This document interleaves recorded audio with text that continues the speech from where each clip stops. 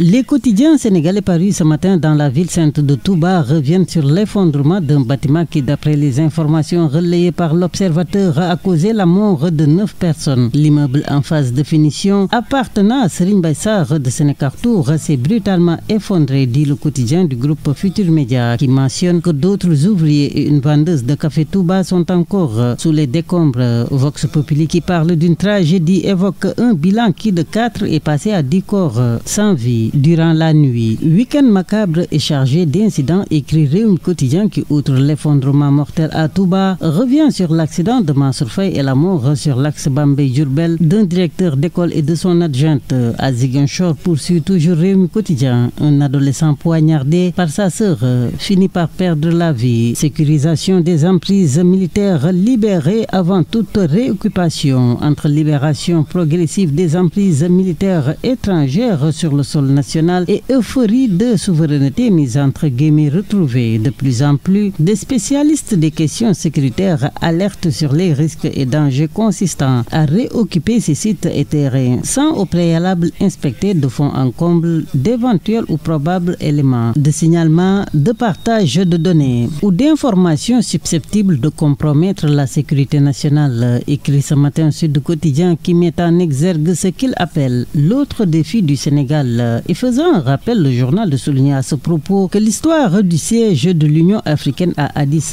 Abeba, espionné pendant des années par une puissance étrangère, occupe encore les esprits. Agression présumée contre des policiers à Pikine, Ama Baldé et son frère Pathé activement recherchés. À l'origine, écrit Les Échos, une farouche opposition à l'arrestation de leur neveu. Autre fait relayé par la publication, les blessures d'un gradé de la police, le neveu qui s'échappe et la fuite de Ama et Pathé. Libération de Samuel Sarr, le rapport qui change tout, note ce matin l'AS. Fonds Force Covid-19, cautionnement ou mandat de dépôt. Jour de vérité pour Mansour Faye. Le titre barre la une du quotidien Yor. Le Soleil, à 48 heures du lancement du dialogue national, relève la promesse d'un cadre politique réformé. Tout est mis en place pour que ce dialogue soit inclusif, méthodique et orienté vers des résultats concrets, dit à la une du journal le facilitateur général Dr Cheikh Gueye. Pendant ce temps, certains journaux, à l'instar de l'Info, évoquent les 8 conditions de Gëm Sa Bopp pour participer au dialogue national. Où Khalifa Sall et Taxawu Sanos